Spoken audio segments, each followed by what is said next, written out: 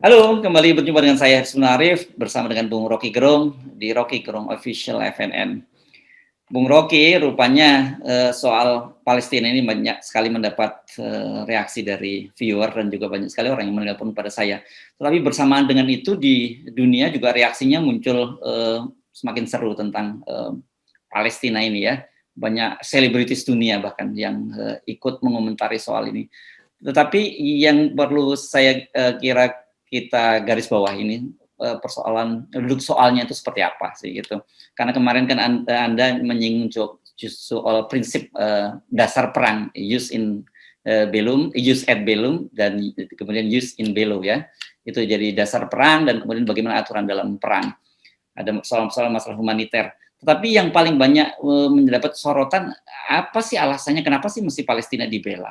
Kan kalau kita lihat dalam konflik ada juga nggak sepakat kalau ada yang nyebut konflik ini nanti salah satu saya nyebutnya apa ya ini ada artis internasional Susan Sarandon yang nggak setuju kalau ini disebut sebagai konflik.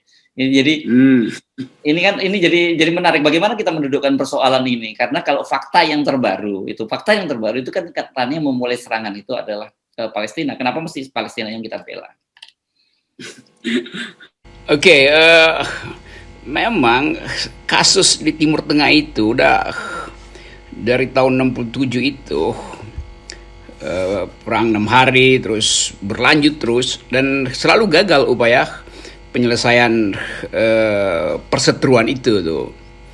Tetapi ada hal yang seringkali orang kurang atau tidak ingin lihat bahwa di dalam banyak serangan Israel pada Palestina, Yahudi Amerika itu justru pawai untuk menentang serangan itu. Dari tahun 80-an bahkan ketika Jimmy Carter presiden Jimmy Carter yang sebetulnya paling mampu untuk mencoba mendamaikan dengan Camp David waktu itu segala macam. Juga di Eropa itu beberapa sutradara, artis bahkan dulu bikin semacam opera untuk membela Palestina itu. Jadi orang Yahudi juga membela Palestina karena mereka melihat bahwa problemnya bukan soal agama, tetapi betul-betul ini adalah agresi. Dan itu sebetulnya yang harus kita pahami itu. Karena berbeda pemerintah pasti berbeda cara melihat problem tuh. Kita mesti tahu bahwa setiap kekuasaan siapapun dia selalu ingin memamerkan kejagoannya tuh, dan itu yang terjadi sekarang di Israel tuh pada Benjamin Netanyahu. Karena itu banyak pendeta Yahudi, rabi-rabi Yahudi yang justru mengutuk perdana menterinya sendiri tuh, karena mereka melihat bahwa nggak mungkin ada perdamaian kalau perilaku Netanyahu masih seperti sekarang tuh. Memang ada doktrin bahwa soal tanah itu yang kemarin kita bahas tuh, tetapi Palestina juga berhak untuk mengklaim karena Palestina punya nanti bagaimana Palestina nggak punya negara, nggak punya tanah untuk hidup kan, karena prinsip agresi Israel itu adalah memperluas terus wilayah pemukimannya kan. Jadi bagian ini yang mesti kita lihat itu. Jadi kalau dibilang konflik agama, yaitu berarti seluruh bangsa Yahudi berpihak pada Israel. Faktanya bahkan pendeta-pendeta Yahudi itu banyak yang menentang Netanyahu, jadi berpihak pada Palestina itu. Beberapa dari mereka bahkan menginginkan agar supaya soal Masjid Al-Aqsa itu memang hak Palestina itu sebagai bagian dari 3 agama besar di situ tuh. Jadi Rabi Palestina juga, Rabi Yahudi juga menganggap oke, itu hak bersama karena sama-sama anak Adam, kan gampangnya begitu lihatnya kan. Nah kita di Indonesia mesti juga dalam kemarahan, tetap kita mesti berupaya untuk menyodorkan problem ini sebagai problem kemanusiaan. Kalau tidak, maka kita akan masuk di dalam apa yang dulu pernah diteorikan oleh Thomas Hobbes yang dengan satu slogan pada waktu itu, apa namanya, bellum omnium contra omnes, artinya perang semua orang melawan semua orang. Jadi kalau kita anggap itu perang agama, itu berarti seluruh dunia akan melakukan perang agama. Padahal justru perang agama di Eropa itu yang panjang, perang 40 tahun, perang 30 tahun, perang 100 tahun, itu perang yang berbasis agama yang akhirnya diselesaikan dengan akal sehat. Bahwa kalau kita terus berperang dengan agama, maka lama-lama kita habis punah. Nah, karena itu orang semacam Thomas Hobbes datang dengan dalil bahwa kalau misalnya setiap orang berkelahi dengan orang lain atas dasar agama, itu berarti ketakutan akan kematian menghantui terus-menerus. Nah, karena itu orang capek berperang, lalu tiba pada prinsip nasionalisme itu. Lalu dibikin di Eropa itu perjanjian Westphalia bahwa setiap nation punya teritorinya. Jadi setiap nation, bukan setiap agama. Jadi keputusan rasional pada waktu itu, setiap bangsa berhak atas sebuah teritori.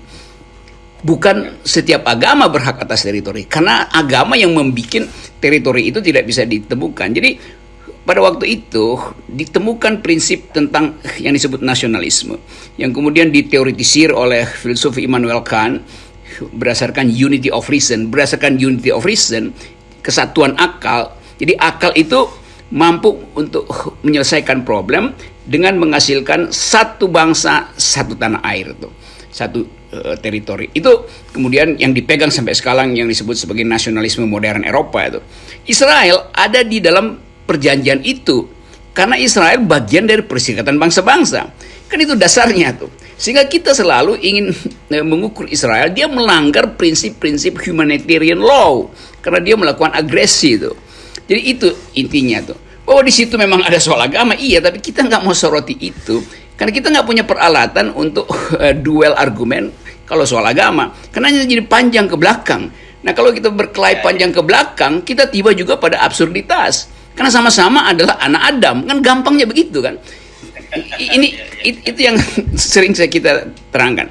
Tapi saya mengerti bahwa ada emosi dari kelompok agama yang merasa bahwa itu memang tempat suci, betul.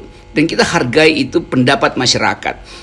Nah, yang saya ingin ajukan adalah official statement di dalam penyelesaian itu.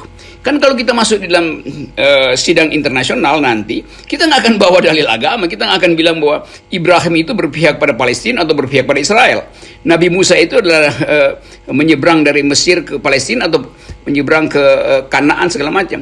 Itu nggak mungkin jadi dalil di dalam pengadilan internasional. Satu-satunya dalil adalah tadi ius in bello-nya disepakati, ius ad bellum-nya justified apa tidak kan. Jadi kita mesti pisahkan itu, bahwa penyelesaian rasional membutuhkan dalil hukum tadi itu. Hak untuk menyerang duluan itu harus dibuktikan justified. Jadi kalau Israel menyerang duluan, dia mesti bilang, oke, saya punya hak untuk menyerang duluan, karena saya terancam gitu. Sekarang orang hitung, yang terancam siapa? Bertahun-tahun yang terancam pada Palestina. Nah, karena itu ius ad bellum-nya berlaku pada Palestina itu. Jadi bukan soal siapa yang menyerang duluan, tapi hak menyerang itu justified apa tidak itu. Ya. Setelah itu, oke. Ya, silakan lanjut. Nah, setelah justified, misalnya saya mau mempertahankan diri dari agresi, karena itu ancamannya udah di depan mata saya, maka saya lakukan serangan duluan. Dia justified gitu. Tapi kalau sekedar untuk menakut-nakuti, kemudian berupaya untuk memprovokasi agar supaya dapat keuntungan untuk memulai perang, itu unjustified. Maka hukum internasional akan mengatakan, Anda memulai perang dengan cara yang tidak jujur, maka Anda dipersalahkan. Bukan karena agama Anda kami persalahkan, tapi karena Anda memulai sesuatu yang tidak jujur. Nah, seandainya perang itu jujur, jadi prinsip ius ad bellum, just war-nya sudah dipenuhi, oke, silakan berperang. Tetapi kita masuk dalam hukum lain, yaitu ius in bello, hukum dalam peperangan. Yang berlaku di situ adalah perang itu artinya militer versus militer, nggak boleh sipil versus sipil. Jadi kombatan versus kombatan. Jadi kita bilang milisi Muslim dengan milisi Israel, nggak begitu hukum internasional. Itu tentara Israel melawan tentara Palestina atau Hamas yang di Gaza sekarang. Jadi hukum internasional tidak memasukkan variabel agama, bahwa faktanya adalah beragama Muslim, beragama Yahudi, itu soal sekunder. Kenapa? Karena tentara Israel banyak juga yang beragama Islam.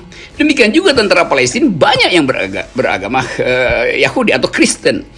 Jadi hukum internasional hanya mau menerangkan itu.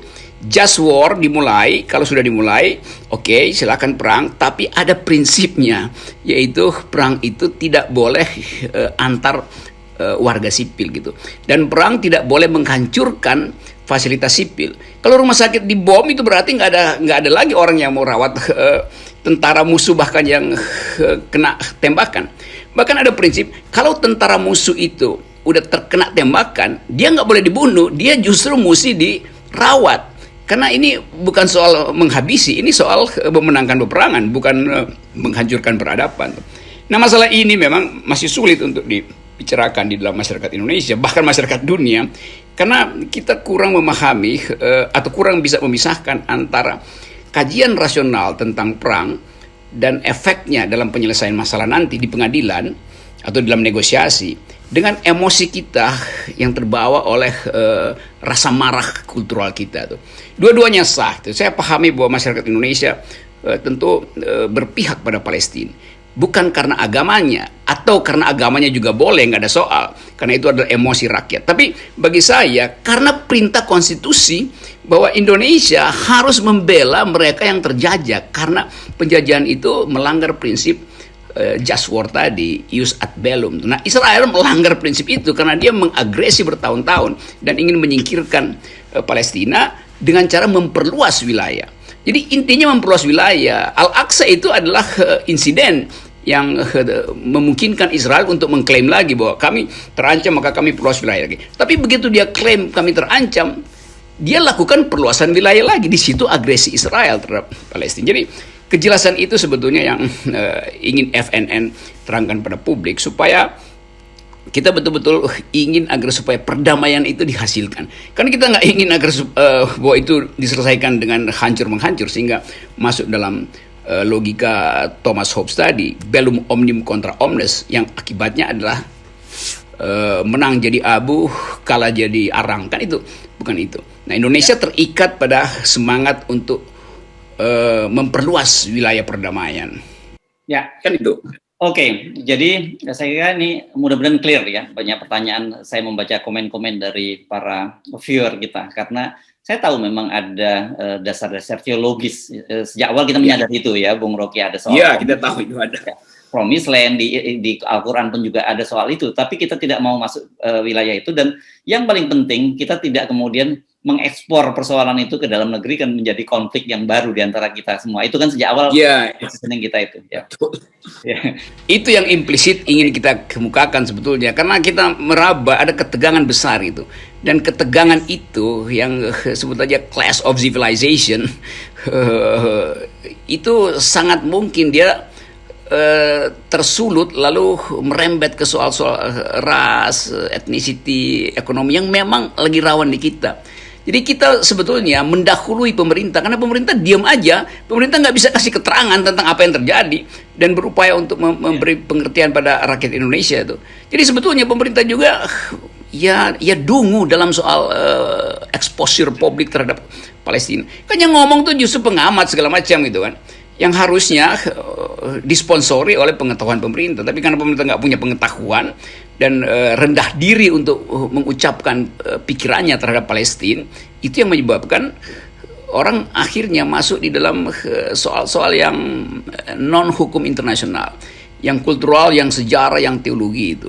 Tapi sekali lagi itu sah karena orang pasti marah lihat kelakuan Israel tuh, apalagi umat Muslim itu. Saya pahami itu.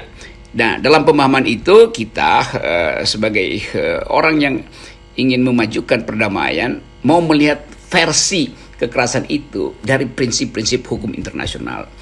Saya kira itu official statement saya dan FNN.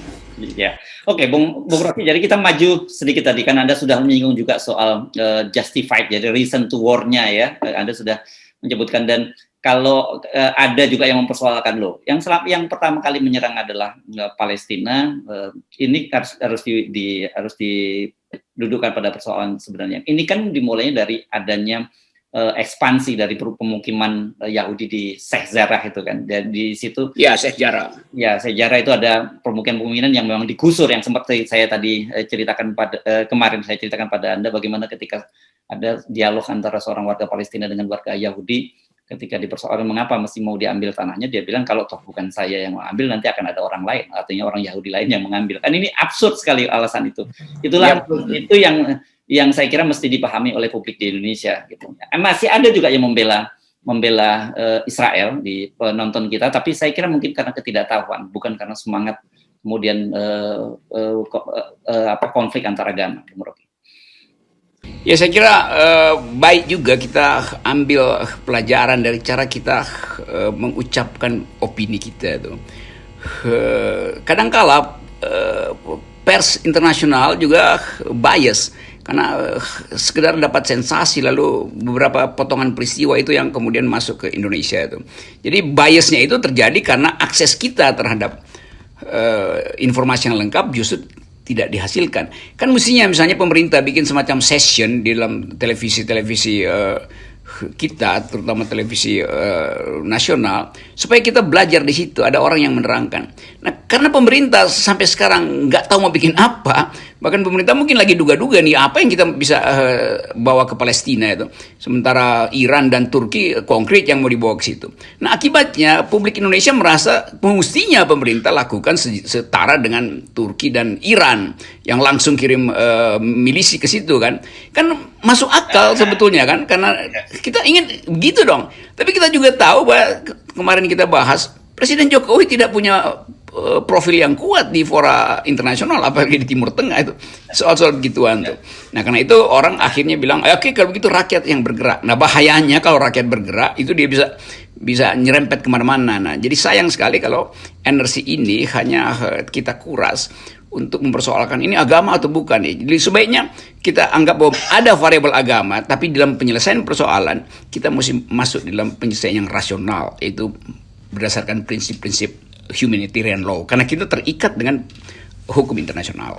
Oke, ini selingan saja karena Anda tadi bicara soal bantuan apa. Ini ada video yang sekarang tengah viral, dan ini menjadi ironi karena ternyata Front Pembela Islam itu sudah membuka dapur umum di Gaza, dan ini videonya viral sekali. Yes. Jadi itu selingan, nggak usah kita bahas terlalu serius, tapi nanti ada yang baper kalau kita terlalu serius. Saya menyinggung soal posisi antara Israel dan Palestina, dan saya mengutip status dari Instagram seorang seleb internasional, Susan Sarandon, yang saya tadi sebutkan. Susan Sarandon. Ya, ini menarik sekali. Dia bilang apa yang terjadi di Palestina itu kira-kira terjadinya begitu. Itu adalah kolonialisme, military occupation, dan kemudian pencurian tanah dan ethnic cleansing ya. Jadi pembasmian etnis yang dia sebut gitu. Kata dia kalau konflik itu berarti ada equal voting, jadi posisi yang seimbang begitu ya dia menyebutnya. Nah ini dalam kasus ini tidak ada yang aktif melakukan opresor itu Israel, dan kemudian diopres itu Palestina, sementara kolonialnya itu Israel dan yang dikoloni itu Palestina. Jadi itu bukan konflik, kata Susan Sarandon. Ini saya kira clear ya dia melihat persoalan. Ya, karena Susan Sarandon, kalau nggak salah dia pernah jadi duta PBB untuk perdamaian, jadi dia paham soal-soal semacam itu. Dan beberapa orang yang saya kenal ahli dalam studi Timur Tengah tahu bahwa keadaan di situ selalu ada underlying assumption soal agama. Tapi juga beberapa orang yang maksudnya saya kenal karena saya pelajari profesor-profesor tentang Timur Tengah itu. Ada juga yang menganggap bahwa itu adalah eksploitasi kapitalisme. Jadi itu sebetulnya perpanjangan dari perang kapitalis di Eropa sejak awal abad 20 yang kemudian berimpact ke dalam kapitalisme kapitalisme perang itu. Jadi perspektifnya begitu banyak. Nah mestinya perspektif itu yang kita bicarakan. Ada perspektif agama, oke. Ada perspektif hukum internasional, oke. Ada perspektif mode of production kalau kita bikin analisa kiri. Akumulasi kapital ada di situ. Ada perspektif semacam tadi Susan Sarandon yang mau mengingatkan bahwa kami bukan ahli tapi kami tahu itu, dan itu berarti banyak orang yang belajar sendiri tentang Timur Tengah karena punya empati pada Palestina itu. Jadi itu intinya itu. Dan sekali lagi saya kira bagian ini memang akan masih panjang dan emosi kita masih sangat tinggi itu. Dan itu berhak masyarakat Indonesia yang mayoritas Muslim berhak untuk marah pada Israel. Tapi kemarahan itu jangan diasumsikan bahwa ada kemarahan agama. Karena memang identitas agama itu hal yang paling peka itu. Nah, pemerintah harus hati-hati mengatasi ini nih. Jangan sampai kemudian terserempet dengan hal-hal di dalam potensi konflik lokal di kita itu. Saya selalu bersimpati pada rakyat Palestina karena saya mengerti dan saya dulu banyak belajar tentang political ekonomi dari Timur Tengah, terutama basis material dari konflik Israel dan Palestina yang mungkin dalam satu kuliah akademis bisa kita bahas. Tapi dalam format ini saya kira bermanfaat sekali FNN mengangkat isu ini karena nggak ada talk show yang bicara tentang soal semacam ini.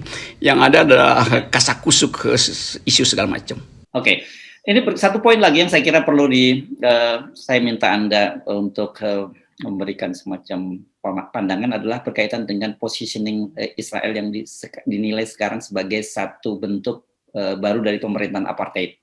Kalau kita menyebut apartheid ini kan kita jadi ingat dulu Rhodesia ya Afrika Selatan gitu, pemerintahan apartheid ini. Apakah memang bisa masuk dalam kriteria itu? Karena pemahaman kita dulu apartheid itu adalah perbedaan warna kulit, Bung Rocky. Iya, Netanyahu dianggap sebagai apartheid justru oleh intelektual Yahudi seperti kemarin saya sebut Noval Yuval Harari menganggap bahwa ini perdana menteri yang rasis, yang apartheid sebetulnya. Jadi memang itu berlaku sekarang tuh. Dan kita diperkaya justru pengetahuan kita tentang konflik ini atau tentang pertempuran ini atau tentang agresi itu karena mereka yang dari dalam Israel sendiri yang mengkritik kebijakan dari Netanyahu.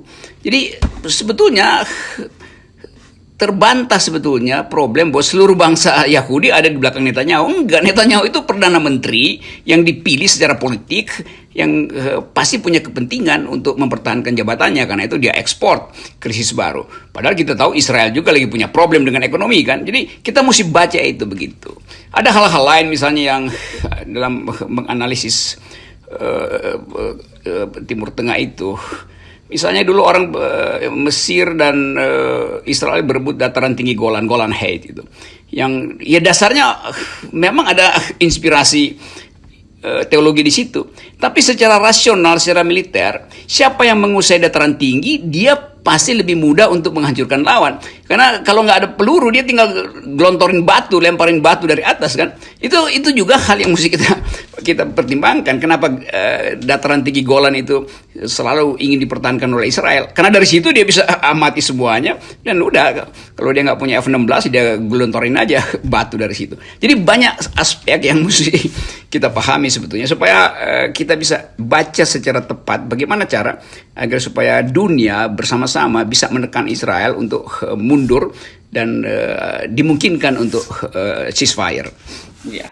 Nah, saya kira clear untuk gencatan senjata. Ya, kita lihat kalau dari dua sisi tadi jadi justified dari perangnya jadi yang disebut sebagai use ad bellum dan use and bellum-nya ini juga jadi persoalan karena seperti kita baca juga status dari salah satu penerima Nobel Malala ya yang mempersoalkan dia melihat dari sisi dari sudut anak-anak. Jadi bahwa anak-anak Palestina itu harusnya tidak duduk di dalam puing-puing runtuhan pertempuran, harusnya mereka duduk di sekolah. Ini pun juga Yahudi lagi. Israel juga melanggar prinsip itu. Ya Malala dulu dapat dapat Nobel perdamaian justru karena dia mengucapkan sesuatu yang justru dianggap berbahaya bagi pikiran-pikiran agama yang fundamentalis kan. Nah sekarang dia justru pro Palestina karena dia mengerti bahwa yang terjadi bukan sekedar ingin mendukung Palestina di Timur Tengah untuk menghalangi agresi Israel, tapi dia paham bahwa ada aspek lain tadi yaitu non kombatan, anak-anak, keluarga, pekerja medis, pekerja humanitarian. Jadi Malala mengerti itu karena dia terlibat dalam isu. Jadi banyak hal sebetulnya yang justru bisa menimbulkan kemampuan kita untuk kembali menganalisis politik internasional. Karena selama ini kita gagal untuk bicara di fora internasional, termasuk masyarakat sipil kita. Karena seluruh berita hanya tentang istana yang sedang pamer gunting pita bangunan baru atau jalan tol baru kan. Sehingga jalan pikiran kita untuk mengaktifkan diskusi semacam ini terhalang. Jadi ini sekaligus blessing in disguise bahwa pemerintah akhirnya diuji apakah mampu untuk menghidupkan prinsip internasional atau aspek internasional dari politik kita yang memang ada di dalam perintah undang-undang dasar, terlibat di dalam upaya memajukan perdamaian dunia, kan itu perintah konstitusi itu. Nah, Presiden Jokowi gagal atau gugup atau gagap menghadapi problem internasional ini. Ya, baik Bung Rocky, saya kira cukup clear bagi para viewer kita yang banyak mempertanyakan beberapa diskusi poin-poin diskusi kita kemarin. Tapi kalau toh Anda nggak puas juga dan masih terus ingin melanjutkan diskusinya, masih kita tampung terus gitu ya, Bung Rocky. Mudah-mudahan. Dan ini buat para viewer kita yang open mind. Tapi buat para buzzer, para hater yang juga ikut memantau perbincangan kita, mudah-mudahan Anda juga bisa punya perspektif yang berbeda dari cara pandang Anda melihat persoalan konflik di Palestina ini. Ya itu ada beberapa orang WA saya itu dicaci maki tuh Rocky Gerung dan Hersu. Itu kan pengamat politik udah abal-abal, sekarang mau ngamat internasional lagi. Udah emangnya filsuf ngapain ngomongin internasional. Jadi yang begituan ya kita seperti biasa kita buang sampah pada tempatnya tuh. Oke, sekali lagi Anda mau melihat konflik Palestina ini dari berbagai dimensi, mau lihat dari sisi agama juga silahkan, tapi tidak boleh semata dari sisi agama. Ada persoalan-persoalan kemanusiaan, ada persoalan-persoalan hal-hal lain yang bisa disoroti. Jadi sudut pandangnya sangat banyak dan kita mesti bisa memilah-milah. Concern kita bagaimanapun juga selain perdamaian dunia juga jangan sampai kemudian konflik horizontal di dalam negeri ini semakin diperparah karena terjadi konflik di Israel dan Palestina itu. Oke, salam buat para haters. Kalau followers nggak usah disalam, kita udah saling sama tuh. Oke. Yes. Oke. Hey, thank you. Thank you. Ya.